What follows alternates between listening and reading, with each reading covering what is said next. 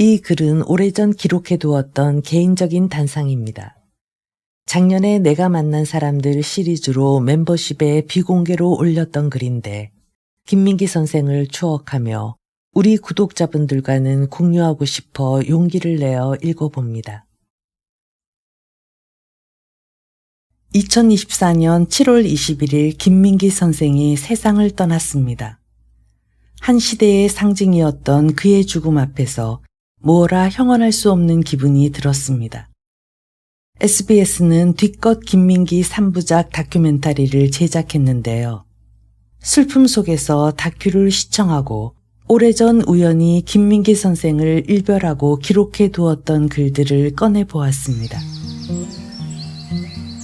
내가 만난 사람들, 김민기, 그 깊이를 가늠하기 힘든 전설. 오래전 아파트 위층에 사는 한 여자와 교류가 있었는데 그녀는 남편의 외도로 기막힌 삶의 질곡을 겪고 이혼 후 일산에서 카페를 운영했다. 학창시절 공부를 안 했고 날라리에 가까웠지만 그녀는 평화로운 가정을 꿈꿨고 살림에 능숙했으며 멋쟁이였다. 그녀를 찾았다가 우연히 함께 자리하게 된 사람들이 바로 김민기 선생 일행이었다. 약 15년 전의 일이다. 김민기 선생과 모 출판사 대표, 언론계에 몸담았던 또 한 사람, 이렇게 세 사람은 경기 중과 경기고 서울대 동문들이었고 선생이 어려울 때마다 경제적 정신적 지원을 아끼지 않던 선후배 사이였다. 한여름 자결하는 태양 아래 태운 것처럼 검고 우스어린 얼굴로 말하는 선생의 중저음 목소리는 기분 좋게 신뢰를 울리곤 했다. 의외로 거침없는 언어를 사용하곤 하는데 선생의 입담은 날 것 그대로였다.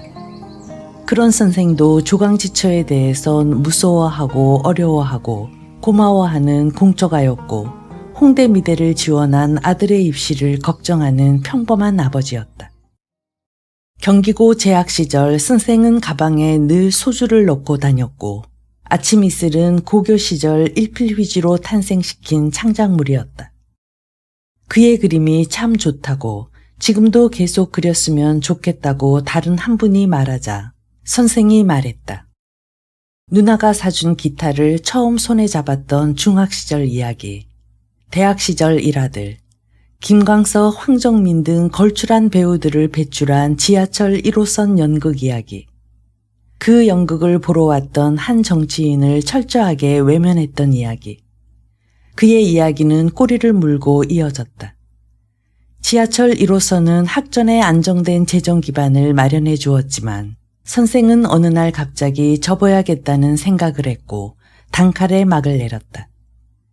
영동이가 어쩌고 저쩌고, 지하형이 어쩌고 저쩌고, 석현이가 초대했으나 불편하고 떨떠름해했던 이야기들.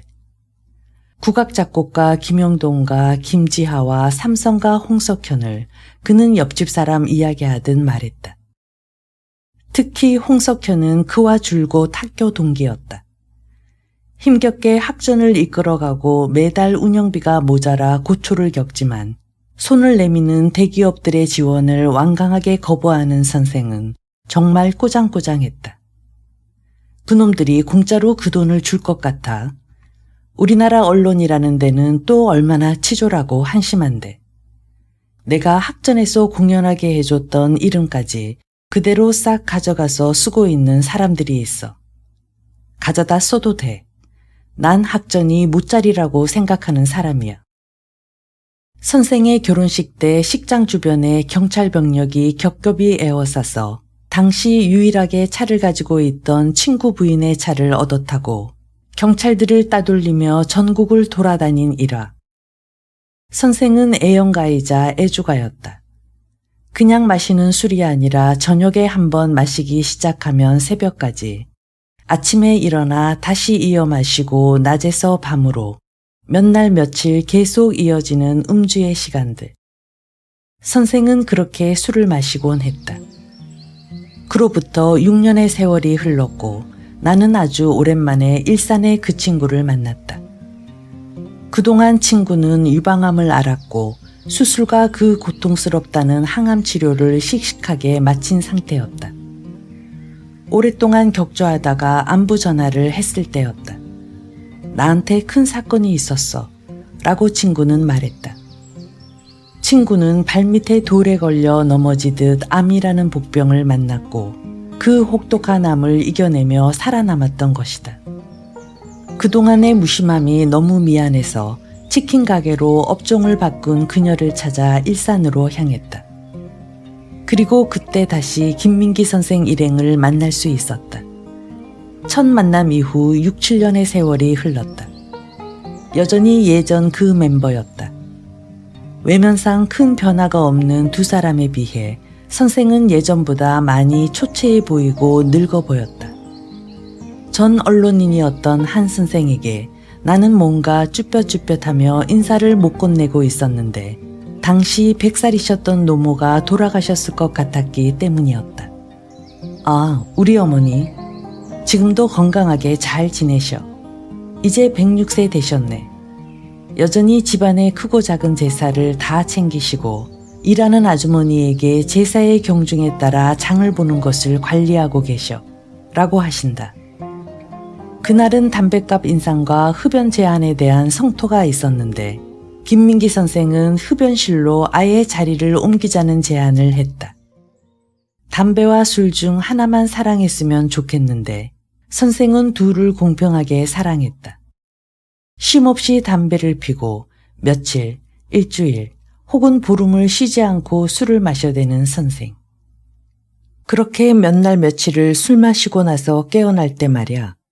밀려드는 그 무거운 우울감을 이루 말할 수가 없어. 한 시대의 문화예술에 이토록 굵직한 족적을 남기고 있는 선생도 우울해하는구나. 나만 우울한 게 아니었구나. 이어 여러 대화가 오갔다. 그날 선생과 내가 주거니 받거니 열띤 대화를 이어나가는 동안 친구는 부지런히 치킨과 안주를 나르며 말한다. 아휴, 다 늙어서 무슨 공부야. 재미없어 죽겠네. 대화는 레오나르도 다빈치와 괴테에 집중되었는데 이 두 사람은 내가 인류 역사상 손꼽을 만한 천재들이라고 생각하는 인물들이었고 두 사람에 대해 평소 관심이 많았다. 선생도 나의 생각과 일치했는데 독일 괴테상을 수상하기 전까진 괴테에 관심이 없었다고 한다. 괴테는 일평생 로마 이탈리아에 대한 열등감을 안고 살았다. 그가 이탈리아를 길게 여행한 것도 같은 맥락이다. 그리스 로마 문명을 몰살시킨 게르만인의 뿌리 깊은 열등감. 그가 재상으로 있으면서 한 일은 세상의 특출난 인물들을 모아 밤새 이야기하고 술 마시고 살롱 문화를 연 것이라는 게 선생의 의견이었고 선생은 세상의 특출난 인물들을 잡놈이라 표현했다. 바로 괴테가 살롱 맹글어 놓고 세계에서 반짝하는 놈들, 여기다 다 쑤셔박아 놓고 술 먹인 거야. 다빈치가 외로운 예술가였다면 괴테 이 새끼는 자기가 움직일 수 있는 환경을 만들려고 지가 총리까지, 대통령까지 돼버린 거야. 아주 교활한 놈이야. 대화 도중에 담배 두 갑을 사가지고 와서 김민기 선생은 소년 같은 미소를 지으며 흐뭇해한다. 고등학교 때 흔히 그리는 석고대상, 석고강면, 석고상들이 있어. 유럽엔 없는데 일본서 나온 거야. 중학생들은 강면을 그렸지. 사물을 어떻게 인식해 들어가는가. 서양과 일본의 인식론의 차이 중 하나야. 그런 거 누구 미학자가 써줘야 해. 유홍준이 그런 거 좀 써줘야 하는데 유홍준 날라리야. 선생의 입담은 재밌었고 때로 진지하다가 슬며시 유머러스했다. 다빈치에 대해 그가 눈을 뜬 것은 중학교 때 대생을 하면서부터였다. 중고등 시절 나중에 결국 미대에 가야 되겠다 생각했을 때 석고상들을 거쳐야 하는데 석고상들을 보는 순간 난 엄청난 고민에 빠졌어.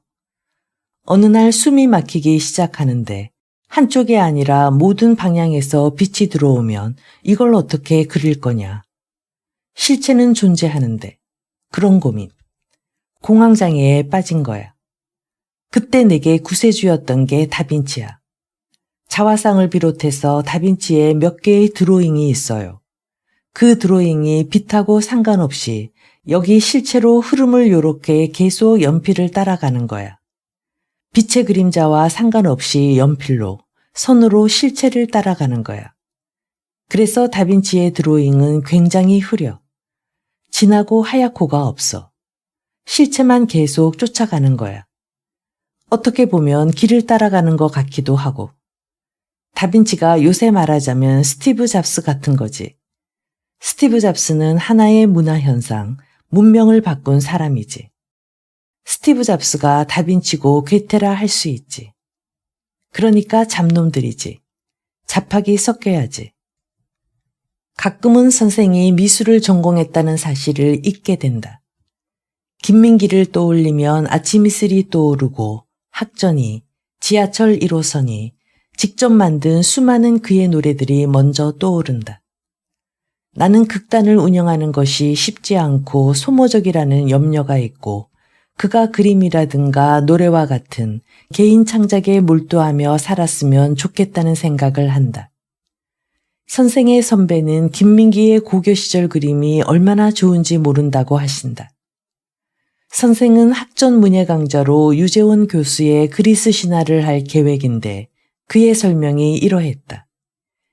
유홍준 강좌생들에서 연장이 돼야 하는데 몇십 명밖에 안 되겠지. 그래도 해야 되겠어. 바로 괴테 살롱. 전 규칙적인 걸 잘 못해요. 혼자 아무렇게나 하는데 그리스 로마 신화는 늘 제대로 한번 공부해보고 싶은 마음이 있었어요. 뭔가 무안이 나올 것 같거든요. 성공에 대해서 강좌 듣는 친구들에게도 권해볼게요. 이렇게 해서 작년 봄에 나는 친구 둘을 추동하여 유재원 교수의 학전 문예 강좌 그리스 신화를 재밌게 들었다. 유 교수는 그리스 로마 신화가 아닌 그리스 신화임을 강조한다. 그러나 회화동은 집에서 너무 멀었고 이런저런 핑계로 3분의 1은 땡땡이 쳤다. 유재원 교수는 암투병 중임에도 불구하고 밝고 건강했으며 유머가 넘쳤다. 강의 첫날 김민기 선생은 친구의 강좌가 썰렁할까봐 얼마나 주변에 연락을 많이 했던지 200여 명 이상의 수강생들이 세도해 비좁게 몸을 움츠려가며 강의를 들어야 했다. 괴테는 아버지가 없었다면 오늘날의 괴테로 존재할 수 없었다. 아버지가 학구적이었나 싶겠지만 그는 장사꾼이었고 자식 교육에 엄청난 열정과 지극한 정성을 쏟았다고 한다. 정명화, 정경화, 정명훈 이런 사람들도 엄마가 없었으면 불가능했을 것 같아요. 당시 시향과 정명훈을 둘러싼 사회적 무리가 있었고 나는 정경화 모친이 쓴 자서전을 오래전 읽은 기억을 떠올렸다. 6.25 피난 시절 하루도 연습을 거를 수 없어 피아노를 싣고 부산으로 향했다는 기록에서 나는 거의 기함을 했는데 내 경우 그토록 치고 싶었던 피아노의 실물을 본 게 국민학교 3학년 때였기 때문이었다. 그래서 그 기록을 읽고 학부모의 열정과 극성의 경계가 어디일까 가늠해 보곤 했다. 장사로 자식 교육을 마쳤다고는 하나 정트리오 집안의 재력이 만만치 않았음을 보여주는 사례라고 여겨진다. 한국에서 대부분의 사람들은 괴테를 문학가로만 알아요. 근데 텍스트 중 문학 관련 텍스트가 3분의 1밖에 안 돼. 유럽에서 괴테하는 것은 문학 때문에 그런 것이 아니라고. 유럽에선 리터러처의 범주가 훨씬 넓어요. 법에 대한 거, 행정에 대한 거를 다 포함해요. 라고 말하는 다른 일행의 이야기를 듣고 나는 말한다. 하지만 문학적으로 이룬 성과도 엄청나지 않나요? 젊은 베르테르의 슬픔이나 파우스트, 노년에 쓴 마리엔 바트의 비가라는 것도 그렇고. 에이, 문학적으로 뭐. 애들 연애소설 쓴 거밖에 더 있어. 바이마르 공화국에서 재상이라는 거는 대통령이야.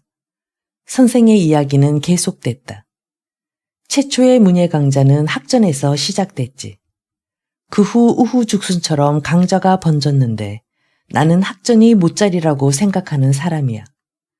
학전의 문예 강자가 괴테를 좀 흉내내려고. 나이 좀 먹은 사람들이 인문학에 대한 관심을. 그래서 김용옥 씨도 좀 찾으려고 해. 한국 사상사로. 요즘은 전문가 시대예요. 한 사람이 다 알 수 없는 시대예요. 다 안다는 놈은 사기꾼이야. 괴테나 다빈치 같은 놈은 없어. 나는 2, 3년 전 정신세계의 책들에 좀 몰입한 경험이 있어 선생에게 슬며시 물어보았다. 예전에 라즈니시를 읽어보지도 않고 간념적이라고 경멸했는데 접해보니 심취할 만한 부분이 좀 있더라고요. 라즈니시가 그렇게 좋던가. 옛날에 함석헌 선생이 힌두에 굉장히 심취해 있으셨지. 바가바드 기타 읽어봤나? 읽어보라고. 참, 촘스키라는 사람 있잖아. 20대 때 촘스키라는 사람 무지하게 숭상했거든. 그 사람의 말이라는 건 생성되어 나가는 생물 같은 거라. 그 양반 한 80세 넘지 않았나? 나는 촘스키의 책을 읽어보지 않았으나 한국의 한 귀퉁이에서 벌어지는 정치 재판에 관심을 보이고 옹호하는 것을 보고 정말 대단한 사람이라고 느꼈다. 김민기 선생의 영향을 받아 촘스키의 책을 몇 권 구입해 읽었으나 언어학 책은 뭐가 뭔지 모르겠고 정치 관련 책들은 읽다가 말았다. 촘스키의 글에서 무엇이 생성되어 나가는 생물 같은 것인지 나는 끝내 이해하지 못했다. 그래도 나는 고집스럽게 말했다. 라즈니시의 정신세계는 한 시대를 뒤흔든 힘이 있었던 것 같아요.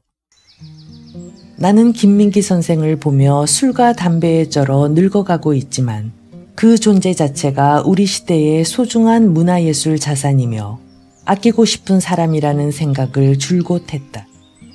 그리고 개인적으로는 60대를 넘어선 김민기 선생의 검고 주름진 얼굴에서 여전히 맑고 아름다운 소년의 모습을 보았다. 그로부터 3, 4년이 흘렀다.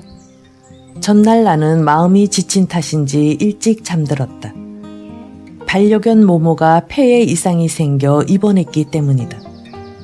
나는 오토매틱처럼 4시간 자고 나면 눈을 뜨는데 일어난 시각이 새벽 2시 반이었다. 그리고 이 새벽에 줄곧 나를 사로잡은 이가 있는데 바로 김민기 선생이다. 근래 옛 글들을 정리하며 선생에 관한 글들을 들여다보고 있는 탓도 있지만 내가 보지 못했던 김민기와 손석희의 인터뷰 영상을 보고 나니 김민기 선생에 대한 생각이 많아진다.